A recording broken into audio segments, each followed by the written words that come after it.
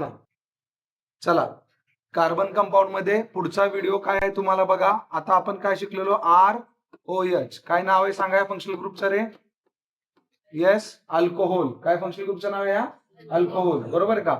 नंतर आता इथं एक्स म्हणतो. एक्स म्हणजे कोण कोण घेतलं होतं? Chlorine, bromine, iodine, fluorine. बरोबर आहे का? एक्स म्हणजे कोण घेतले माहिती ना? हॅलोजन घेतले. तुम्ही कोण घेतले? हॅलोजन. आणि हॅलोजन पिरियोडिक टेबल मधले कुठल्या ग्रुपमध्ये आहेत? 17व्या ग्रुपमध्ये. कुठे आहेत ते? 17व्या ग्रुपमध्ये. कळलं का? आता आर COR हा कोण आहे तुमचा? कीटोन. कोण आहे तुमचा? कीटोन. बरोबर आहे का? हा कोण आहे तुमचा? कीटोन. हे फंक्शनल ग्रुप शिकला होता ना तुम्ही. आता मला एक सांगा, आपण एक भाऊ केला आणि त्याला OH जोडला. एक भाऊ आणि त्याला किती मुली देणार रे मी? 3. बरोबर आहे का? एक भाऊ आणि त्याला 3. ह्याला काय म्हणलं होतं आपण, आठवत आहे का? हार्ट आणि श्वास असला तर त्याला आपण ऍसेट म्हणत होतो. काय म्हणत होतो? ऍसेट. पण आता हार्ट आणि श्वास नाहीये, फक्त CH3. तर ह्याला काय म्हणायचं रे? मिथाइल. काय म्हणायचं? एका कार्बनला आपण मिथाइल म्हटलं होतं ना. आणि अल्कोहोल पुढे लिहिलं की काय तयार झालं सांगा मला? Methyl alcohol. बरोबर का? आणि आयुपॅक नेम कसं लिहिलं होतं रे आपण? मिथएन. आणि ई काढून काय टाकला होता त्याचा? OL. मिथेनॉल. काय तयार झालं बाळांनो?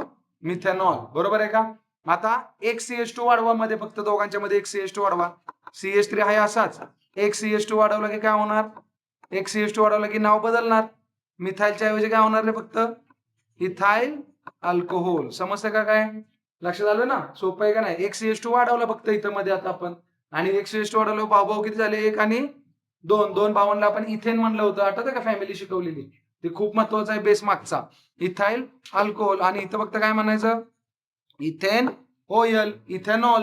इथेन आणि OL इथेनॉल. ग्रुपला मी IMP क्वेश्चन पाठवणार आहे. आलं लक्षात? 2-3 दिवसात सगळे IMP क्वेश्चन ग्रुपला मी पाठवून टाकतो. इथेनॉल.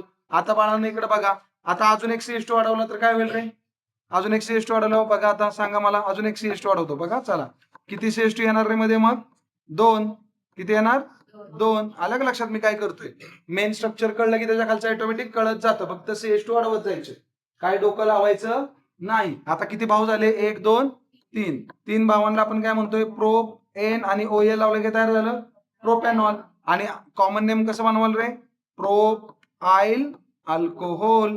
प्रोपाइल म्हणणार ना तुम्ही. कळलं का? जसं मिथाइल, इथाइल, तसं इथं प्रोपाइल.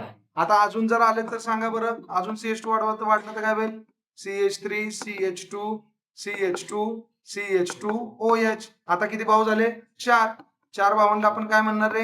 Butyl alcohol. आणि याला काय म्हणणार रे? ButanOL. काय तयार झालं रे? ब्युटॅनॉल. काय तयार झालं? पण आता परीक्षेला जर तुम्हाला असं आलं, सगळ्यांनी नीट बघा, सगळ्यांनी व्यवस्थित बघा.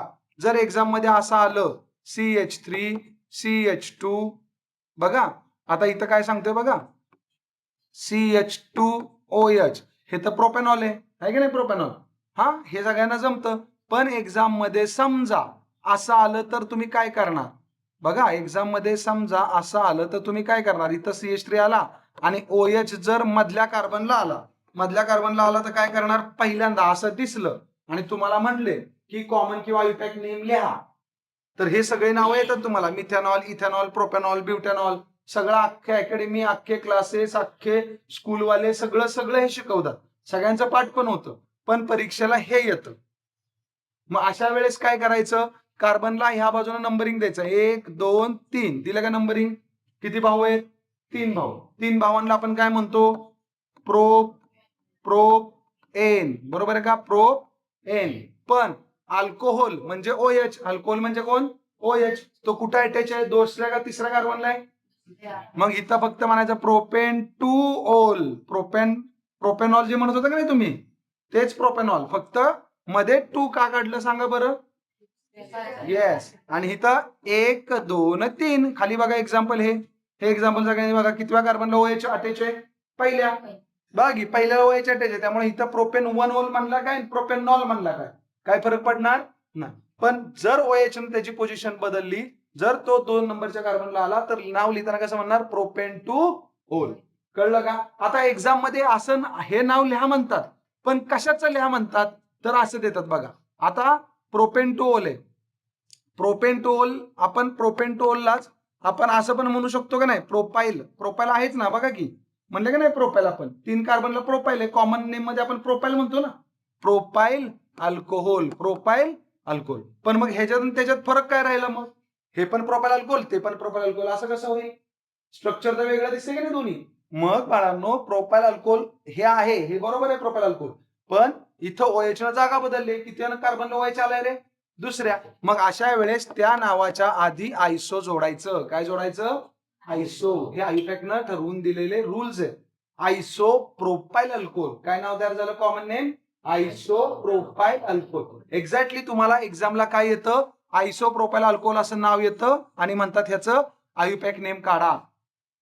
कळलं का, आयुपॅक नेम काढा. तर आयुपॅक नेम काय काढणार तुम्ही, प्रोप एन 2 ओल. काय नाही, सेम आहे, 3 भाव आणि मधल्या भावाला OH लावलाय.